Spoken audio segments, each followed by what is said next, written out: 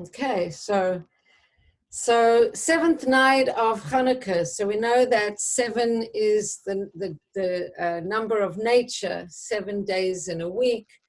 Seven is a natural number, but the whole point of Hanukkah is that it's transcendent. So we still on the natural dimension today, so to speak, but really tomorrow we move into the 8th day, the extra, the beyond nature day. But of course, the whole of Hanukkah is a celebration of that which is beyond natural. And we know that on Hanukkah we're celebrating 2 things. We're celebrating the victory of the Hashmonaim family against the Syrian Greeks and all of the assimilation that was going on, that many of the Jews were Hellenized, and the Maccabee family decided to rebel and oppose this orchestrated assimilation that was spearheaded by these Syrian Greeks. Before I carry on, I just want to dedicate the class to Mazal Bas Rachamim. That's one way of saying her name, that she's Mazal, the daughter of Rachamim, and she's also the daughter of Dina. And she is Karina's husband's grandmother, and she just passed away right before her 96th birthday. So this class is Le'iloi Nishmas, Mazal, Bastina, and Rachamim. So her neshama should have an easy passage and arrive at the highest places.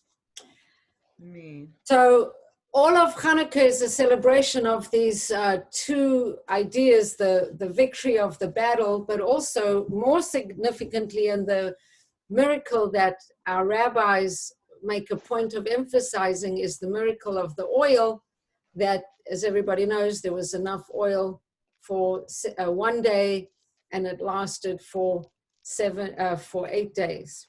So we said just to link the ideas of conceptually that the oil from Hanukkah can link back in terms even of its meaning or its metaphorical meaning to when Noach was on his teva and he sends out a dove, and the dove comes back and brings him an olive branch. And then there's this idea of him making olive oil. And then we see that olive oil again by Yaakov when he goes back to get these little jars of olive oil, the pachim katanim, and then that olive oil comes back into this little bit of oil that is miraculously able to last for 8 days. So of course the oil is not just oil, but it's what it represents: hope, belief, transcendence, the miraculousness of connection to Hashem, that Noach survived the Teva and survived to see a whole new epoch of life. Yaakov is able to connect to this, it's called Razim de Razim, the secret mystical levels of Torah and Chassidus, and also the secret mystical levels of himself that he could call upon when he engages with his battle with the angel of Esav. And then, of course, the Maccabees, when they fighting against the Syrian Greeks, that this oil, this burning light, this power of belief in transcendence and in the miraculous, and it's also represents Chassidus, and it represents the mystical aspect of Torah, but it's really also representing that extra dimension within ourselves that can transcend the literal, the rational, the natural. And so in all these situations, we're seeing that element symbolized by the olive oil. So we, in this beautiful festival where we championing the belief in this light within each one of us, and in the light of hope and faith and trust. And it's just a really beautiful holiday. So reading from the Hayom Yom for today, which is really the seventh day of Hanukkah, the second of Teves, because earlier today it was Rosh Chodesh, but now it's the second day already. The campaign of the Greeks was aimed to make them forget your Torah and violate the decrees of your will. As the Midrash in Bereshit Rabbah puts it, the Greeks demanded, "Write that you have no share in the God of Israel." So it's very interesting because the Greek situation and the Hanukkah story, it's not that the Jews were fighting for their physical life, as you know. They were fighting for spiritual freedom. And it's not that the Greeks had an opposition to them keeping many of the mitzvahs. There were certain mitzvahs that they didn't want the Jews to keep, but most of all, they wanted them to negate and reject the idea that godliness and Torah was a part of godliness. So they wanted them to not learn Torah as a history book or learn Torah as some kind of cultural expression of your people, that's fine. But the fact that it would be God's Torah and God's will, that they would keep the commandments, would be very politically incorrect, which is remarkably similar to how it is in our days again right now, that there's this war of secularism amongst the elites and amongst, when I say the elite, what I mean to say is amongst certain sections of modern society, which says, lots of things about Judaism are very cute and nice, but when you start talking about God, then it's like a whole different thing. So the Midrash, as the Midrash puts it and tells us and teaches us, that they would actually have to write that they had no share in the God of Israel. And I think they were supposed to write it on a horn, and that horn was kind of like somebody made a joke and said it's like their Facebook account. You'd put a filter on your face, on your Facebook account, something that you're standing for, or I'm against, I'm for Zionism, or I'm for Israel, or I stand with, the people of such and such a place that had a tsunami. So they were supposed to say, we have no share in the God of Israel. So that's pretty intense. And so that's what we're up against. That's what we celebrating, that we were victorious against. It was a war against Hashem. Let them study Torah, the Greeks implied. Let them practice all the mitzvot that made sense. But they were not to mention that the Torah is God's Torah, and that the mitzvot are the decrees of God's will. Do the things that make sense, but don't talk about this God thing. So make it like a cult. I think it's interesting that in modern times also it's cool to talk about the universe and to talk about karma, but to just say God, sometimes that doesn't go down so well, or people are embarrassed to say it in certain circles. So whenever we hear people standing up in a kind of public forum, and it seems that the Christians, evangelicals are good at doing that, but the Jews have to, secular Jews don't like to say it too much. And that's what the holiday is all about. So that was the Hayom Yom. I thought it was interesting and very apropos to the moment.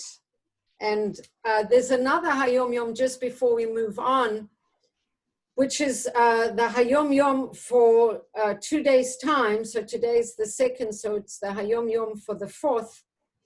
And it said, and it's talking about dreams, which is very relevant, of course, because when we come into the Parsha, we've got a lot of discussion about dreams. And we're going to talk about the dreams of Pharaoh, and we're talking about the dreams of the butcher and the butler who were in jail with Yosef. And of course, Yosef was a dreamer. So it says the Rebbes of Chabad would review a Parsha or two of the weekly Seder on Thursday night. And on Friday afternoon, they began again from the beginning and completed the Seder and the Haftarah. And then they would review and they would review. And then that's one part of the Hayom Yom. But the other part of the Hayom is There are good dreams in which Torah subjects are made known to the person dreaming. So these generally occur through concentrated devotion to Torah study during the day. So this is following the idea that what you're thinking of during the day, it's going to kind of come forth, or it might come forth in your dreams. And if you spend your day in lofty contemplation, especially learning Torah, then and if you're studying it with great diligence and you engage in tefillah, the service of the heart with a lot of effort, then at night, when your soul ascends to draw forth life for itself from the supernal life, as it is explained in the Zohar, it is informed of novella, chidushim, new ideas, new insights in revealed Torah or in inner Torah, each person according to his diligence in his avoda during the day.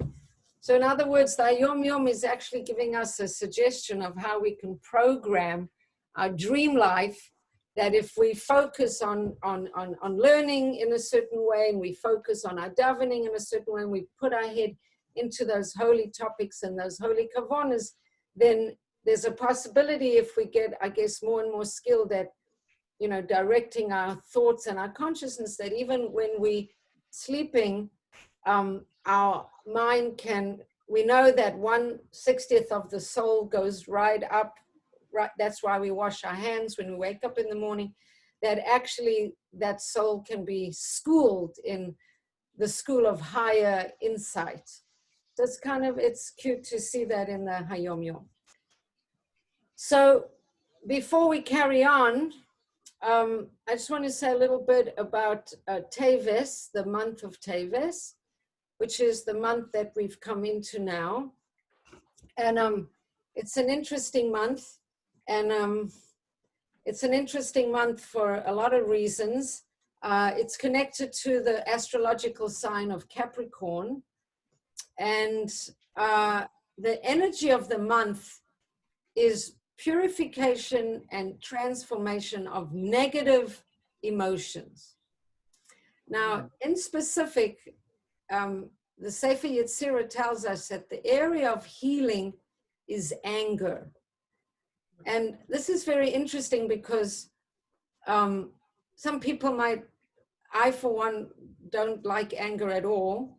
I like to think I'm not an angry person, but I might be very much in denial because I think of that of myself. But then when things happen, particularly let's say in relation with my husband, somehow then I get in touch with a lot of anger, and I'm surprised I'm not an angry person, but there it is. But the area of healing is anger, working on our anger. And then the Hebrew letter is Ayin, and the Hebrew tribe is the tribe of Dan. And Dan is an interesting tribe, because how he came to be born is that Rachel was feeling more and more bereft, that she wasn't having any children, and she gave her maidservant Bila over to Yaakov, so that Yaakov, almost like a surrogate parenting, that her maidservant Bila would be a surrogate mom, and then if a baby would be born, it would kind of be in her house, because Bila was her maidservant. And the product of that was done. But it came from Rachel's feeling very left out and very bereft and a little jealous, really. Jealous or disconnected in some way.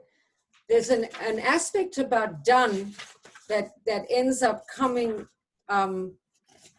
connected to this way that he was conceived, that it actually says that she became jealous and angry, and that's why she gave Bila to Yaakov. And she names him Dan. Hashem has judged me and has heard my praise, finally given me a son. But connected to this name Dan is the idea of din, which is judgment. And then because it says, because there was some negative energy behind this, her jealousy and her feeling, what did I say, jealous and even angry, it says that the tribe of Dan had certain qualities that were inherent to it, that they were, out of all the tribes, more vulnerable to idolatry, sorcery, and forbidden sexual relations, which, I mean, we know energetically as a truth that when something is rooted in certain kavonas, then certain intentions, then those intentions kind of bear fruit. So even though we don't know what Bila was thinking about when she conceived this child, the Torah is rooting the persona of Dan and the tribe of Dan to the feelings and thoughts of Rochel, which were a little angry and a little jealous. And then it's saying that that energy in the root of Dan's kind of origins had bearing on the kind of tribe that they were. So it's interesting. They walked in the back, in the rear, on the periphery of the clouds of glory, and they were the tribe that would find lost objects and bring them back. And then another thing about Dan is that it produced the famous Shimshon, who was this giant who fought against the Plishtim. And it says, out of weakness comes strength. So Shimshon is a forerunner also connected to Mashiach. He took on a vow of Nazirship. But he was undone by his passion and his taiva for Dinah, not for Delilah, I'm sorry. So I don't know if you know the story of Shimshon and Delilah, or Samson and Delilah, but you don't know it.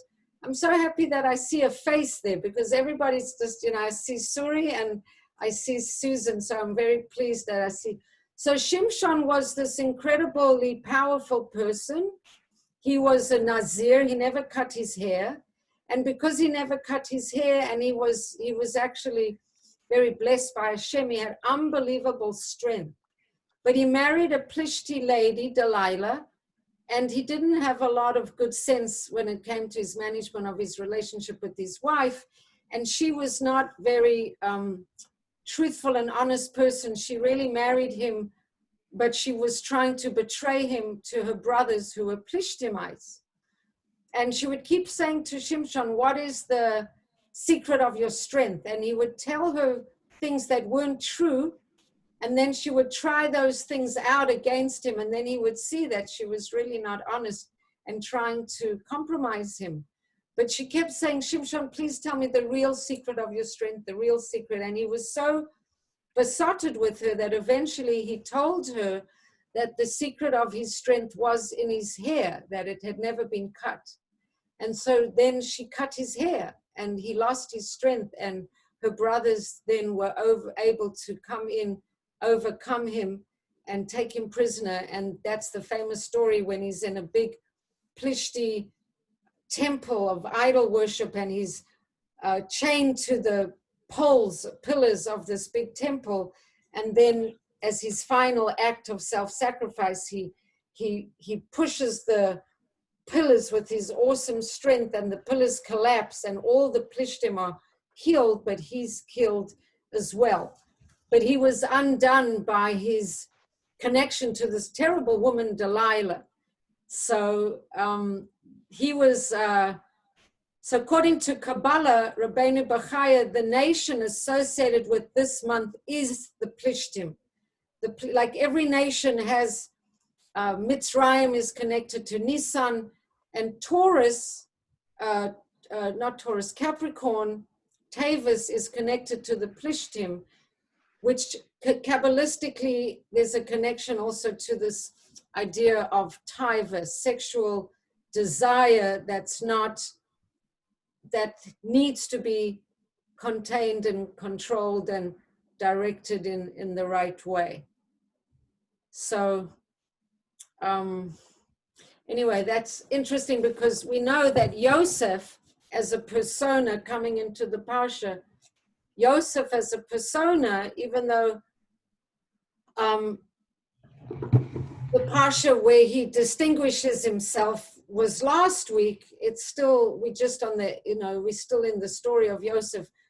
The reason how Yosef gets to be called, the only person in the Torah gets to be called Tzaddik, is because he overcomes sexual temptation. That's what gives him his tremendous stature in the Torah liturgy, is because he's incredibly beautiful and physically and spiritually, but he's attractive to men and to women. And we know last week he was taken into the house of, as a slave, into the house of the Mr. and Mrs. Potiphar. And we spoke about it last week, that she was constantly taunting him to sleep with her. And he didn't, until we learned that on one day when it was a holiday, an Avodah Zorah holiday in Mitzrayim, everybody was out of the house, just Mrs. Potiphar and Yosef. And she basically was begging him, please sleep with me, please sleep with me. And according to different explanations, he came pretty close, but then he saw the image of his father. One story is that he saw the image, not story, but one parish is that he saw the image of his father in his mind's eye, and then he got the power to resist. Another parish, another explanation is that his tzitzis kind of flew up and blinded him or reminded him not to sin. And I remember learning that he dug his fingers into the earth to hold himself back. He was so tempted, but he ran away, and she held onto his garment, and then she used that garment to frame him and say, Yosef came to sexually violate me, and she used that she was holding his garment as a testimony that he had been inappropriate, and she suggested he had gotten undressed. According to Kabbalah, we know that thought, speech, and action are the garments of the soul. And according to Kabbalah, Yosef's thoughts and his speech and his action was a little unsneers, which created this potential for problems. So he left that garment in her hand. When he ran away, he cleaned up his act. Those kind of slightly nuancedly not perfect thought, speech, and action was the garment that he left in her hand. So when he went away and he resisted, his garments were changed and he became elevated. Anyway, moving on, it's very interesting to know again that the quality that we need to work on this month is anger. And we see for sure Yosef had a lot to be angry about. He was framed. First of all, we know his brothers wanted to kill him. Then they sold him. Then he came into a workplace where he was framed and there were accusations made against him that were not honest. And he was placed into jail. And as we said last week, he could have been very miserable and he could have felt very victimized and sorry for himself. But the light of Yosef is that he always felt that wherever he was, whatever his circumstance was, he always felt that he had a sense of Hashem being with him, and whatever happened to him was kind of meant to be. And it's amazing that when we look at Yosef, and I'm just going back to look in the Parsha from last week, it is amazing just that he gets into jail, he's thrown into jail, and wherever he is, it just keeps saying, yeah, so it says, just listen to this verse, it's just amazing. While he was in prison, God was with Joseph, and he granted him a favorable image and granted him favor in the eye of the prison's warden. So he had this incredible presence of Hashem with him, even in jail. And the prison warden delivered all the captives that were in the prison to Joseph's hand. And everything that was done there was done through his command. So even in jail, he kind of had this winning personality, didn't feel sorry for himself, was very personable. And then it said the prison warden didn't see any fault in anything that was in Joseph's hands. And it says again, because God was with him and God made whatever he did successful. That's an incredible thing to be said about a person. He had such good humor and good attitude, and he was in the worst situation. He was in a foreign country, thrown into jail. He had been in jail for 12 years, completely abandoned by his family. I mean, he could have been feeling absolutely, totally victimized and depressed, and yet God was with him, and he felt God was with him. And then when we come into this week's Parsha, corresponding with the idea that in this month, we're working on the midah of transforming negative emotion, that Yosef manages to transform the negative emotions that he has around what his brothers did to him. I mean, they were going to kill him, and then they decided at the last minute not to kill him, but they sold him into slavery for 20 pieces of silver. And then right after he was sold, they sat down and had a yummy meal and just enjoyed themselves, and then spent that 20 pieces of silver and bought themselves shoes without any, remorse. So that's kind of interesting. So anyway, we come into this week's Parsha, and Reb Shlomo Carlebach teaches that Yosef was in jail for 12 years and he didn't daven that he should get out.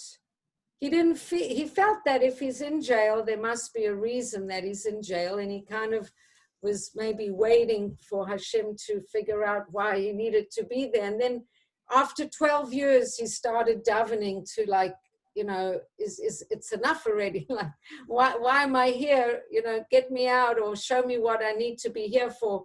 And Reb Shlomo Carlebach says that when Yosef started davening, Paro had his dream.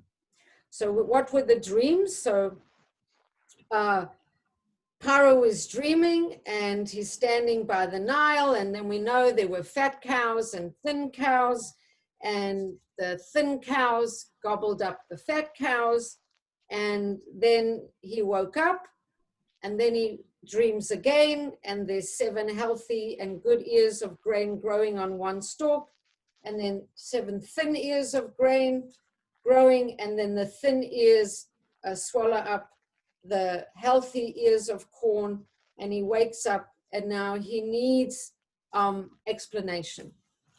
So apparently the beginning of this dream, these 2 dreams of Pharaoh, maybe you didn't know it, but Rabbi Moshe Alshech from the 16th century, who's a beautiful, I know a beautiful story about him, how he wanted to learn with the Alter Rebbe Kabbalah, and the Alter Rebbe said, not the Alter Rebbe, I'm sorry, Arizal. And the Arizal said to him, if you can come with me to sing Lecha Dodi before Shabbos in Sfat, when we all go out to sing Lecha Dodi, me and my chevra, if you can come with me to do that, then you can join me and my chevra learning Kabbalah. Otherwise, your place is to give explanations on the Chumash, not to be a Kabbalist. And the Alshech got himself all ready, and he went to meet the Arizal, going out to sing Lecha Dodi, and then he fell asleep. And the Arizal's chevra walked past him, went to greet Shabbat, sing Lecha Dodi, came back, And when the Alshech woke up, he missed it and he realized that that's not his path to be a Kabbalist. Anyway, so the Alshech says that Pharaoh's dream is the beginning of the story of the exile. That this is when the exile begins, with Pharaoh's dreams. Because if there wouldn't be a famine in the land, Yosef's brothers wouldn't have come down to get food, and the people of Israel, the Yidden, wouldn't have gone into exile. So Pharaoh wakes up and he needs somebody to interpret his dreams, and his mind is bothered, and he gets different interpreters from his court to try and interpret the dreams, and then interpreters from his court interpret the dreams about Paro's personal life. One interpretation is something about his daughters, that he has 7 daughters, and then he'll bury 7 daughters, and there's 7 good ears of grain or 7 countries he's going to conquer, and the bad ears of grain are 7 colonies that will rebel. Paro knows that these are not the right interpretations, and he knows that he needs an interpretation that's not about him personally, but about him as a leader for a whole, a whole area, a whole kingdom. He knows that these dreams are not personal, and he's looking for a better interpretation. And then the butcher remembers Joseph, because remember, Joseph interpreted the dreams of the butcher and the baker, and they get Yosef out of prison, they cut his hair, and he comes to Pharaoh. Now, this is the part that I'd like to read inside, because this is really beautiful. And then Jonathan Sachs, Alav Shalom, has beautiful thing to say about this. So Paro says to Yosef, I've had a dream, but there's no one to interpret it, and I've heard about you, that I've heard it said about you with certainty, that you listen to a dream, understand it, and are then able to interpret it. And Joseph says to Pharaoh, the wisdom to interpret dreams is not from me. Hashem will put an answer that will appease Paro into my mouth.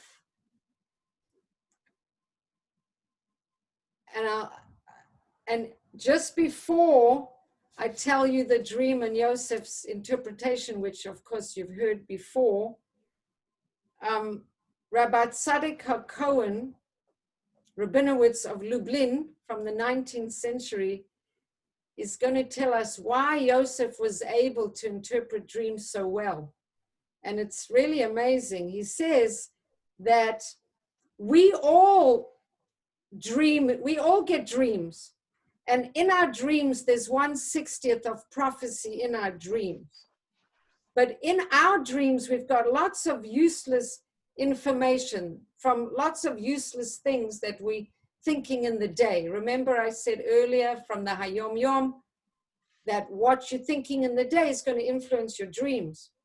Yosef was so good at interpreting dreams because he had succeeded in cleaning his mind of useless, and it also says here, lustful, daytime thoughts. This enabled him to fine-tune the art of learning which elements of a dream are productive and which ones are useful. Because he had cleared his thinking, he had taken the nonsense out of his thinking so he could, zoom into what's important and what's not important. Okay, so Joseph says to Pharaoh, Hashem will help me. And Pharaoh says to Joseph, look, in my dream, I was standing on the banks of the river, and he tells him the dreams, and he doesn't, he says what, he tells him all these cows and what's going on. And he says, then I had the second dream, and I can't get a good explanation. And then Joseph says to Paro, Paro's 2 dreams have one meaning. Hashem has told Paro what he's planning to do. The 7 good cows are 7 years. The 7 good grains are the same 7 years. it's really one dream. There'll be thin and ugly cows coming after, and then there'll be, and he tells him basically that there'll be good years and then there'll be years of famine. And he says, it's just like I've told Pharaoh.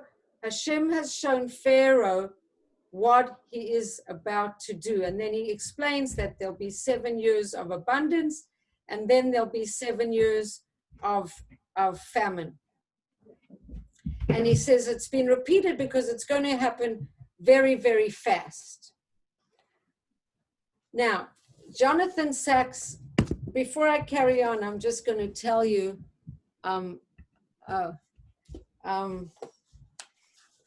hi, Ita's coming in. Where's Ita? There she is. Hi, Ita, welcome. So before I tell you exactly what Yosef gives Paro advice, and you all know the advice, but before he does it, Jonathan Sacks, and I told you, has a new book that came out. He was working on it right in the last few months of his life. Instead of having lots and lots of essays in all these other books, there's many essays on the Parsha. This book is just 3 pages on the Parsha. That's it. So he says, when we're looking at the field of the Nobel Prizes and the field of economics, the first Nobel Prize in economics was awarded in 1969. By 2017, of the 79 Nobel Prizes in economics, 29 went to Jews. That's over 36% of the Nobel Peace Prizes in economics went to Jews. And it's really interesting, and he talks about all the different Jews that were, Alan Greenspan and, all these very well-known different Milton Friedman, great minds that are Jewish minds about economics.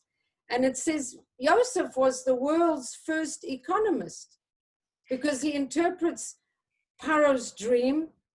And what does he do? He's not a Buddhist, right? He's not a Buddhist. What's the difference between a Jew and a Buddhist? So we already said when we spoke about Avram Avinu, we spoke about Noach. When a Jew sees a certain thing happening, he doesn't say there's going to be a famine, it's going to be 7 years of plenty, and then there's going to be 7 years of famine, and we'll just watch because it's God's will. That's not a Jewish response. A Jewish response is there's a problem, and we need to fix it. We need to come up with a plan. Jonathan Sacks, that's why we have so many lawyers, because there's injustice. There's so many doctors because there's sicknesses. There's so many Jewish teachers because there's ignorance. There's so many economists because there's poverty. And there's so many agricultural technologists because they're always looking to find ways to solve problems. That it's in a Jewish head, if there's a problem, there has to be a solution. It's not just like, this is what it is, and then we kind of just let it be. So Paro tells Yosef his dreams, and then it says, what happens? What does Yosef say? He says, concerning the repetition of the dream to Paro, this is because the matter is ready before Hashem, and Hashem is going to quickly carry it out. And then look what Yosef does, the first economist in Jewish history. He says, and now Paro should select a person who is understanding and wise and appoint him over the land of Egypt. Paro should enact that he appoint officials over the land and prepare the land of Egypt during the 7 years of abundance. And then he comes up with a plan, which is essentially the plan that not only saves all of Egypt, but saves the whole area, because all the area around was also had famine, and everybody had to come into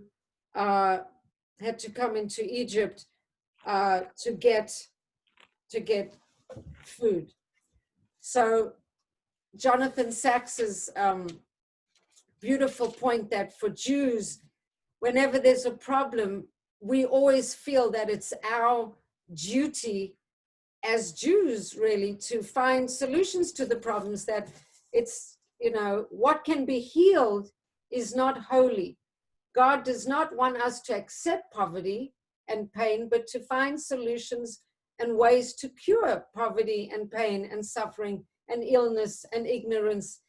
That's why we're a more sophisticated society maybe than many other societies that have spiritual traditions, but haven't had so much evolution.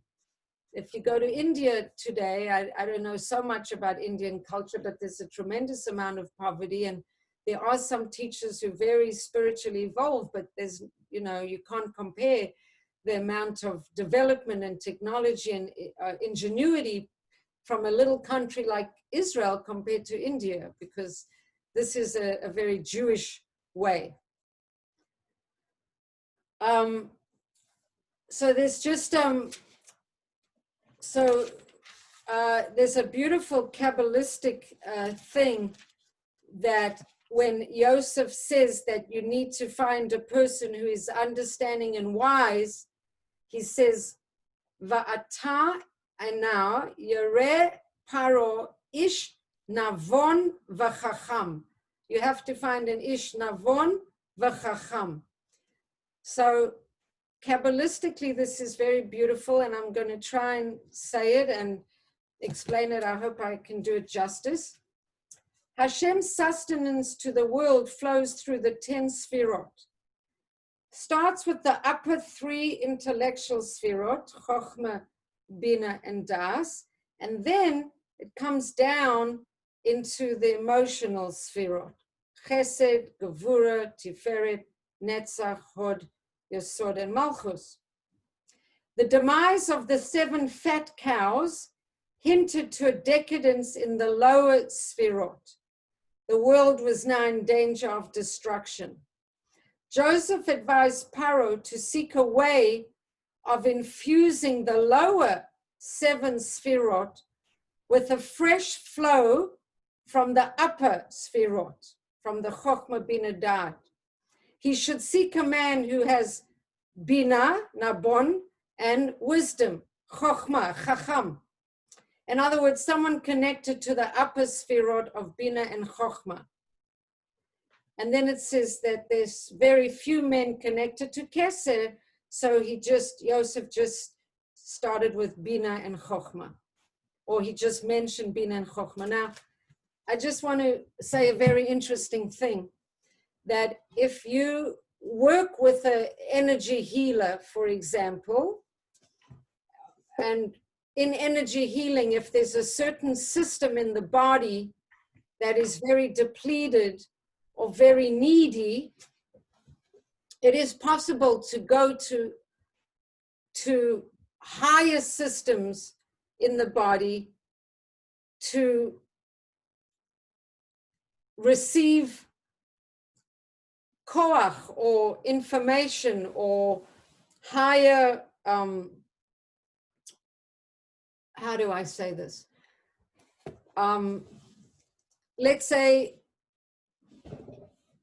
exactly as I taught it, that the lower levels, the emotional levels were decadent. Egyptian society was decadent, corresponding to the lower sfirot, and needing the higher sfirot to come down and influence. So in a physical body, if a person has some kind of areas in the lower functions of the body that are not doing well, it's possible to get information from the higher aspects of a person's being that has an understanding of how to heal the lower functions of the body. Because in the Chochmah, the Bina, the higher aspects of a person's being is an understanding of how to heal the body.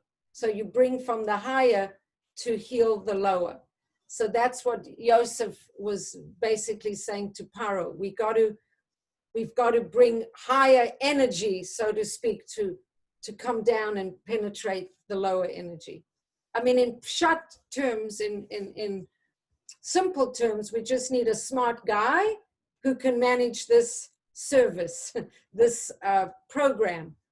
But even in our own personal situations, if there's lower parts of the being suffering, if there's suffering in the body or systems in the body, we can bring elements from the Chokhmah, Bina, and Das, from the higher functionings, higher levels of understanding, to kind of penetrate and help raise up and provide healing to the lower aspects of the body. And as they say, yesh mavin mavin, and yesh not mavin no mavin. So if it makes sense, good, and if not, not. So that's what I wanted to tell you about that, which is very beautiful. So Yosef then sets up this whole system of how the food should be saved and how it shouldn't be saved. And then we know that the brothers come in, and the brothers, there's a whole story with the brothers and Yosef, you know, orchestrating everything so he can test if his brothers have done teshuvah. And then we're going to see next week, an amazing, amazing thing. And I'll just give a little hint of it, even though it's really next week's parsha, but this idea of anger and turning around anger. At the beginning of next week's parsha, Yaakov, the father of all the brothers, passes away, and the brothers have to go and bury Yaakov. They all leave Egypt and they go on a big procession and they go to bury Yaakov in Ma'arat HaMachpelah. And Yosef is orchestrating the way, and guess what he does? He leads the brothers all the way back to Eretz Yisrael, and guess what? The way he goes right to the pit where he was thrown into the pit by his brothers. And his brothers thinking to themselves, now we really going to get it. Yosef is going to take revenge. Our fathers died right now. And he's going to kill us. He's going to finally take revenge. And Yosef comes to that place, and then he comes to that place and he says, Hashem, you did a great miracle for me over here. And he says to his brothers, it was all God. It was all meant to be. I have no anger against you at all. That's a powerful example of what it means to transform the negativity of anger. So just going back to the very, very beginning, when I said what the month of Kislev, of Teves is, the energy of the month of Teves, I said, number one, I said that the energy is purification and transformation of negative emotions. And then I said, number two, specifically anger. Specifically anger, that this is a month where, you know, Kislev was a very outward, very illuminated fire, miracles. Teves is kind of working into these negative emotions and turning around the anger. And Yosef is such a beautiful example of that. So I'm going to wish people who are listening to the recording a beautiful week, and pause the recording. Just one more thing, a little vort from Shlomo Carlebach, that the idea that when Yosef was in jail, that at first I said he wasn't a victim, he wasn't a victim. So it says it's not only that he wasn't a victim. Yosef Tzaddik would never have become a king if he hadn't been in prison. And then Reb Shlomo Carlebach quotes the holy Alexander Rebbe that says that God does not do miracles in the air, Miracles need someone to receive them. Miracles themselves need vessels. So the idea is that sometimes from the darkest dark, we get the lightest light. If he hadn't been thrown into prison, he wouldn't have come out and ended up being, what he was. So from the darkest dark came the lightest light. Shalom.